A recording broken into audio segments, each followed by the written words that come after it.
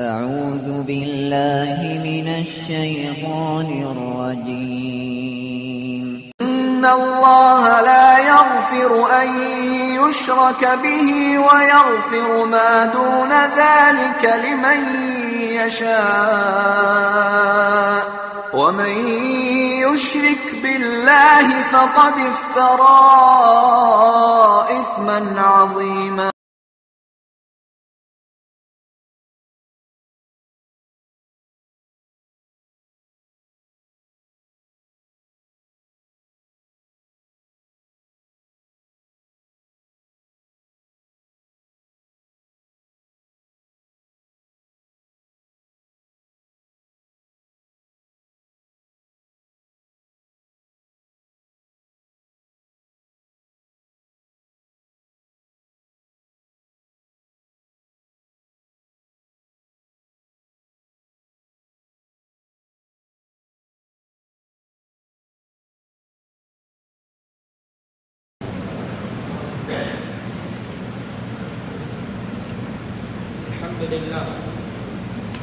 الحمد لله نحمده ونستعينه ونستغفره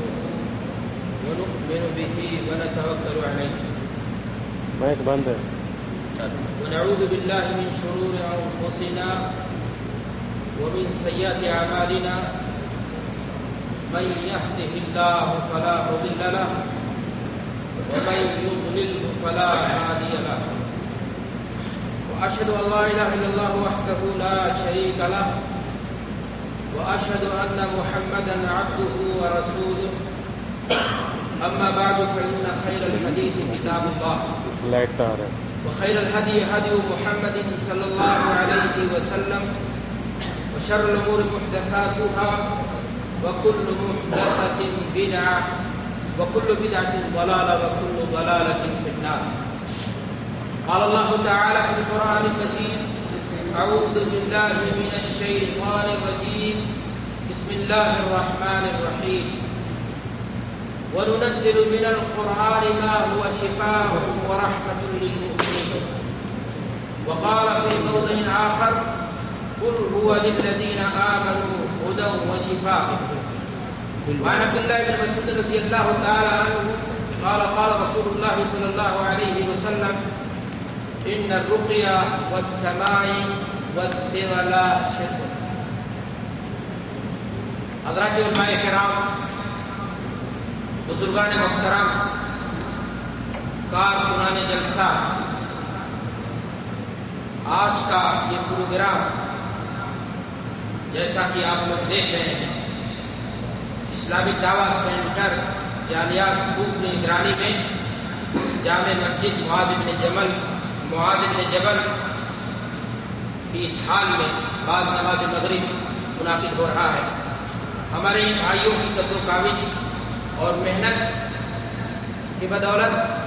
یہ حسین مجلس سج رہی ہے. اللہ تبارک و تعالیٰ اس کو قبول فرمائے، میزان حسنات میں بلندی کا درجہ، بلندی کا سبب بنائے. آج کے لیے موضوع چنا گیا ہے تاویز، گنڈا اور جھاڑ پھوڑ کی شرعی حیثیت. دینی بھائیوں، دوستوں، ساتھیوں، آپ سبھی حضرات اس بات سے بخوبی آگاہ ہیں کہ بر صغیر ہند و پاک میں انسانی تناسب سے دیہات کو کہیں، آپ کو شہروں میں ڈھنگ کے ہاسپٹل آسانی سے آپ کو نہیں ملیں گے جہاں پر انسان جا کر کے اپنی بیماری کا آسان اور سستا علاج کرا سکے. البتہ ایک چیز آپ کو ضرور ملے گی، ہر گلی، ہر کوچے، ہر نکڑ پر وہ روحانی معالجوں کا، شعبدہ بازوں کا اور مکر و فریب کی چادر اوڑھے ہوئے لوگوں کا اڈا. آپ وہاں جا کر کے دیکھیں گے کہ بڑے بڑے پوسٹر ان کے سامنے لگے ہوتے ہیں، اعلانات، اشتہارات ہوتے ہیں کہ ہمارے پاس ہر بیماری کا علاج ہے، آپ کی ہر بیماری، ہر پریشانی کا علاج ہمارے پاس کیا ہے، موجود ہے. اگر ان کے پاس کوئی چیز نہیں ہوتی ہے تو وہ ہے ان کے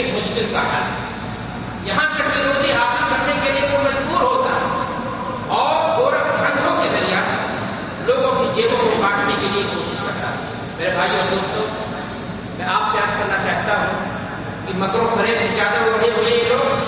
کچھ کر سکے یا نہ کر سکے، ایک کام ضرور کریں گے، اور وہ یہ کہ آسانی سے آپ کی گاڑی کمائی کو اپنا بنا لے گا، آسانی کے ساتھ آپ کے پیسے کو اینٹ دے گا،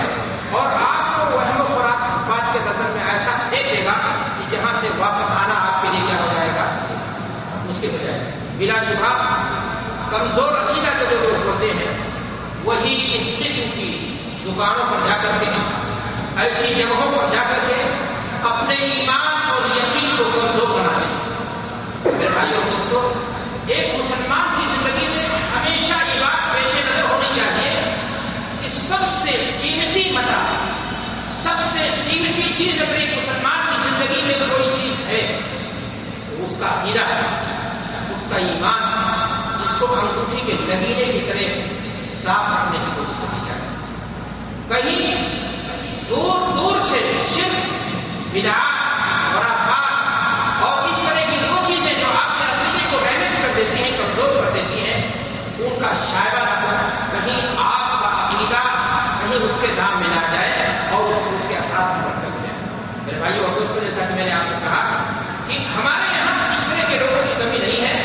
ہر بڑی دقت پہ آپ کو مل جاتے ہیں جو علاج کے نام پر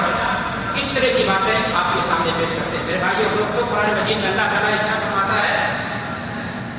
اللہ کے رسول صلی اللہ علیہ وسلم کی حدیث ہے، ما انزل اللہ تعالیٰ الا انزل له شفاء علمہ من علم وجہلہ من جہل۔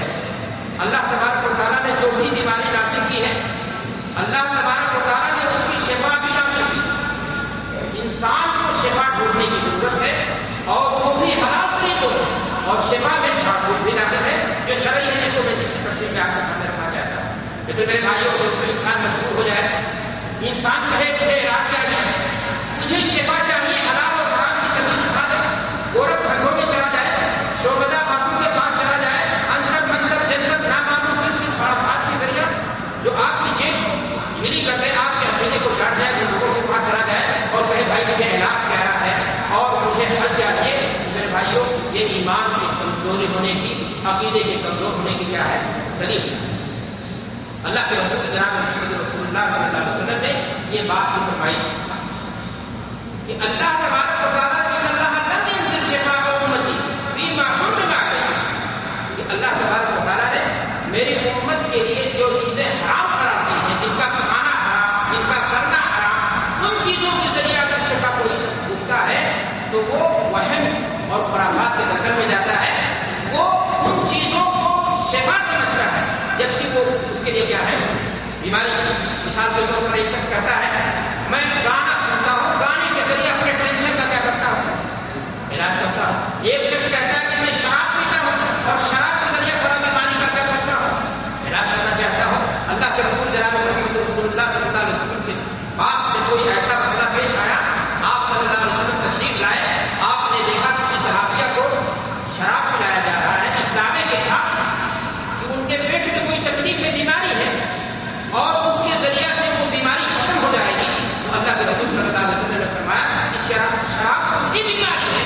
اس سے علاج ڈھونڈنے کا کیا مطلب ہوتا ہے۔ مختصر بات یہ ہے، اس تقریر کے بعد میں آپ سے یاد کرنا چاہتا ہوں کہ ہمارے معاشرے کے اندر، سماج کے اندر آج جو چیزیں علاج کے نام پر، شعبدہ بازی، جھاڑ پھونک کے نام پر، واہیات اور خرافات، سحر اور جادوگری،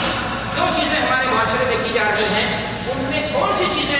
جائز ہیں اور کون سی چیزیں ناجائز ہیں، تاکہ ہم جان سکیں کہ اس میں ہمارے لیے حلال کیا ہے اور اس میں ہمارے لیے حرام کیا ہے۔ خطبہ مسنونہ کے بعد ہم نے آپ کے سامنے قرآن مجید کی آیت کریمہ پڑھی۔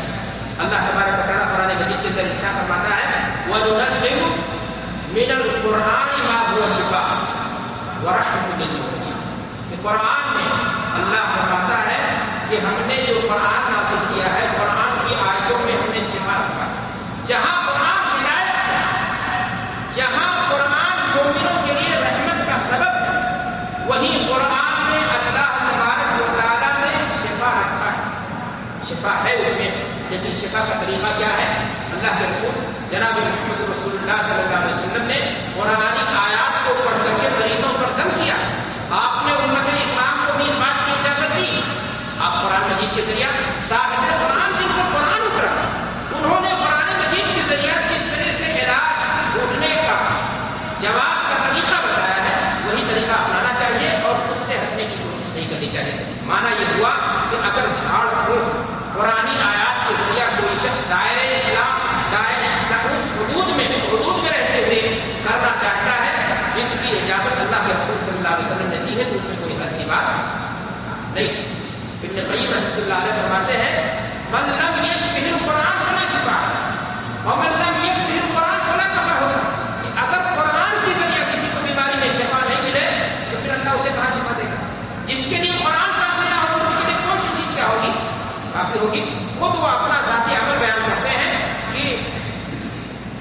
لقد مر بی